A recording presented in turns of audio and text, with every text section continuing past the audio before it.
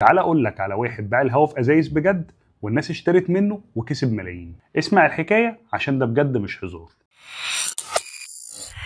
سنة 2015 شاب كندي اسمه اليونج دو لاحظ ان تلوث الهواء في الصين واصل لمستويات خطيرة جدا، والناس على طول ماشية لابسين ماسكات ومش عارفين يتنفسوا. الشاب ده بقى جاب من الاخر، قال احنا عندنا الهواء في كندا نضيف جدا وزي الفل، ليه ما نعبيهوش في ازايز ونبيعه؟ طبعا كل اللي عرض عليهم الفكره ضحكوا عليه واستهزأوا بالفكره، بس هو برضه راح ونفذها وجاب ازايز وطلع بيها الجبال وبدأ يعبي بيها الهواء النقي ويحطها في كرتونه ويقفلها، واسس شركه وسماها فيتاليتي اير. واول شحنه بعتها الصين كانت 500 ازازه. تخيل باعهم في قد ايه؟ باعهم في 4 ايام بس. ولما لقى الطلب عليهم بالكميات دي باع دفعات تانية بكميات اكبر، وبرضه مبيعاتهم كانت ممتازه. واغلب الناس اللي كانت بتشتري يا اما عندهم مشاكل في التنفس، يا اما كانوا بيشتروها هزار، يا اما كانوا بيشتروها وبيدوها هدايا لاصحابهم.